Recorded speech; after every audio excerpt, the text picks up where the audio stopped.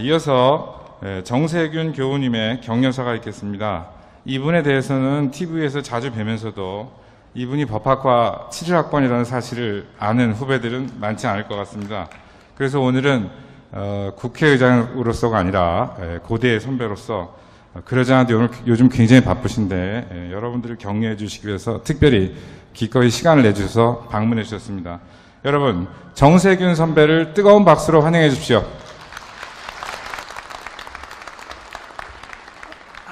네, 반갑습니다. 금방 소개받은 법과대학 71학번 정세균 교우입니다. 오늘 이 자리에 주인공이신 졸업생 여러분, 또 존경하는 염재호 총장님을 비롯한 교직원 여러분, 학교법인 고려중앙학원 김재호 이사장님과 교우 여러분, 여러 또 학부모님을 비롯한 내외 귀빈 여러분, 오늘 뜻깊은 모교 졸업식에 초대를 받고 우리 후배님들께 어떤 말씀을 좀 드릴까 고심을 했습니다. 앞에서 우리 총장님, 또 이사장님, 교우회장님께서 좋은 말씀들을 해주실 텐데 나는 어떻게 할까 고심 끝에 너무 뻔한 말씀은 재미가 없을 것 같아서 생각 끝에 저 스스로의 반성을 좀 해봐야 되겠다, 이런 마음이 들었습니다. 제 인생에서 후회되는 일, 그래서 여러분께서는 그렇게 하지 않았으면 좋겠다고 생각되는 이야기로 좀 제 말씀을 시작해 볼까 합니다. 제 나이가 6학년, 그 중에서도 이제 후반 쪽으로 가고 있어요. 그러니까 제법 되었죠. 돌이켜보면 정말 치열하고 진지하게 60수년을 살았습니다. 그러나 결코 재미있게 살아왔던 삶은 아니었던 것 같습니다. 사실 저 스스로는 좀 위트가 있다고 생각을 하는데 주변에선 반응이 별로더군요. 요즘 말로 아재 개그 수준인 것 같아요. 어릴 적부터 제 얼굴에 모범생, 또 진지함, 이런 딱지들이 붙어 있어서 그런지는 모르겠지만 남들을 웃기거나 또 즐겁게 해주는 데는 재주가 없었던 것 같습니다. 그래서 여러분께 첫 번째 드리고 싶은 메시지는 좀 인생을 즐겨라 라고 하는 말씀입니다. 물론 여러분 중에 남부럽지 않게 대학 생활을 보낸 분들도 있을 겁니다. 또 어떤 분들은 세상이 이렇게 어려운데 어찌 즐기고 살아갈 수 있느냐고 반문을 할지도 모르겠습니다. 제가 말씀드리고자 하는 요지는 긍정의 에너지로 살아가시라 하는 말씀입니다. 즐겁고 유쾌한 일은 그것대로 즐기고 힘들고 고통스러운 일 또한 긍정적으로 받아들이라고 하는 것입니다. 세상에 내가 하고 싶은 대로 하면서 사는 사람은 거의 없습니다. 학교건 동아리건 집이건 직장이건 간에 모두 각자 부여받은 역할이 있고 해야 할 일이 있습니다. 같은 일이라도 즐겁게 웃으면서 하는 것과 얼굴을 찌푸리고 불평을 늘어놓으면서 하는 것의 결과가 어떨지는 여러분도 잘 아실 것이라고 생각합니다.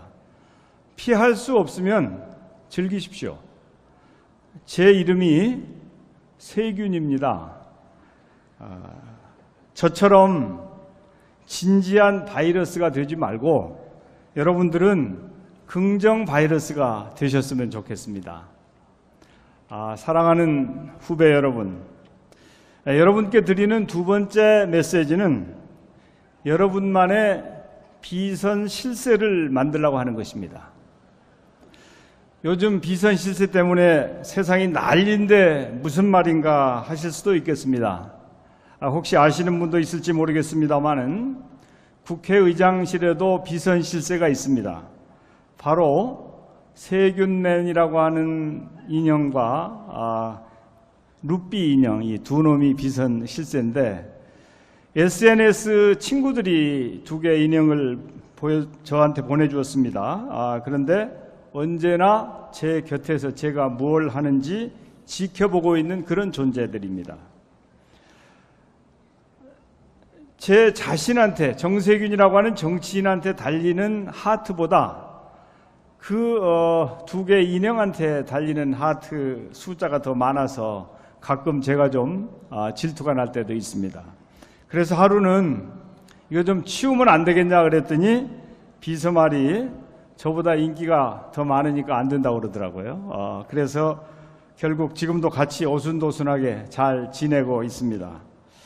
제가 여러분께 말씀드리는 비선 실세는 언제나 믿고 마음을 터놓을 수 있는 멘토들을 만들라 하는 말씀입니다.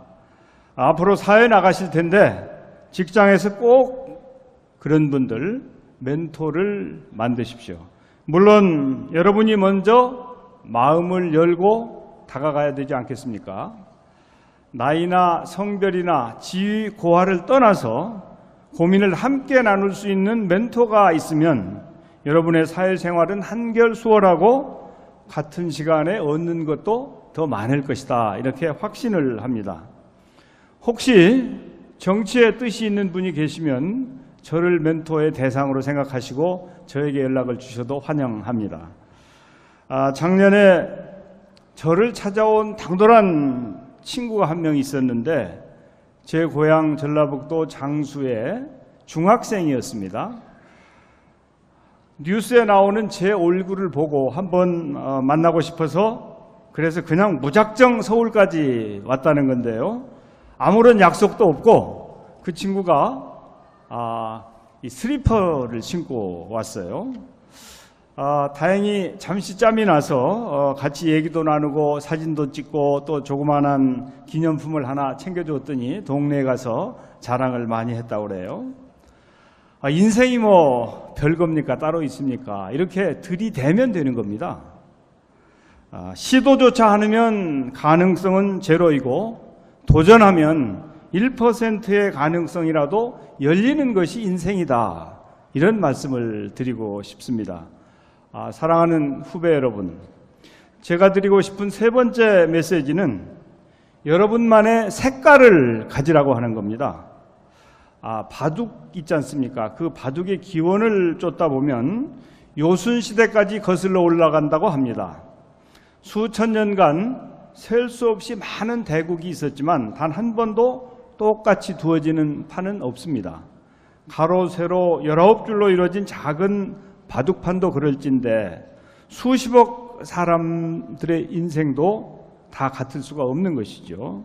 물론 바둑에도 효율성이 높은 포석이 있고 수순이 있듯 인생을 살아가는 공통의 지혜는 있겠습니다마는 사람의 생김새나 생각이나 습관이나 행동거지는 다 다르죠. 제 세대는 표준화를 중시했던 산업화 시대를 거쳐왔습니다마는 지금은 다양성과 창의가 중시되는 그런 시대로 저는 인식을 하고 있습니다. 자신만의 개성, 남과 다른 차별성이 여러분 개인은 물론이고 기업이나 조직, 더 나아가서 한 나라의 경쟁력이 되는 시대를 우리가 살고 있는 것입니다. 여러분만의 색깔을 찾아서 이것을 잘 살려나가시는 것이 성공의 길로 가는 길이다, 저는 이렇게 말씀드리고 싶습니다. 사랑하는 후배 여러분, 제가 여러분께 드리는 마지막 네 번째 메시지는 내 이웃을 섬기라입니다. 지금 우리 사회는 엄청난 정치적 혼란을 겪고 있습니다. 그리고 그 원인을 쫓아 들어가면 승자 독식과 이기주의가 자리 잡고 있습니다. 대통령에게 모든 권력이 집중된 사회 시스템, 그리고 집중된 권력을 사유화하고자 했던 소수의 그릇된 탐욕이 결합되어 일어난 사태인 것입니다. 남이야 어찌됐건 나만 잘 살면 된다는 사고가 공동체의 기반을 무너뜨리고 있는 것입니다. 여러분은 그리스 로마 신화에 나오는 프로메테우스 이야기를 잘 아실 겁니다.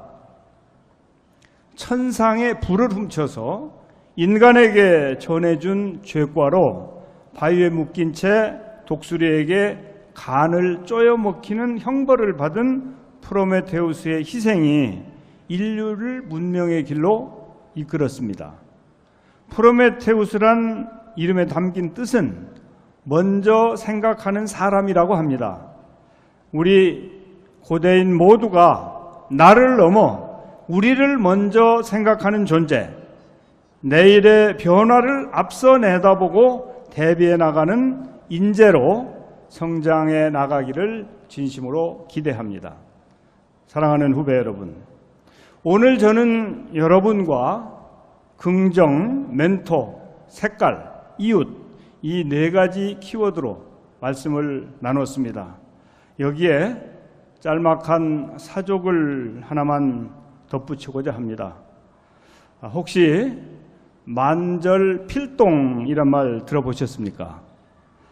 중국 곤륜산맥에서 발원한 황하의 물줄기는 5,500km에 달하는 대장정을 거쳐서 동쪽 바다에 다다르게 됩니다. 이 황하가 10,000번을 꺾이고 꺾여도 결국은 동쪽으로 흘러가는 것처럼 우리 삶도 목표를 세우고 노력하다 보면 언젠가는 목적지에 다다르게 될 것입니다.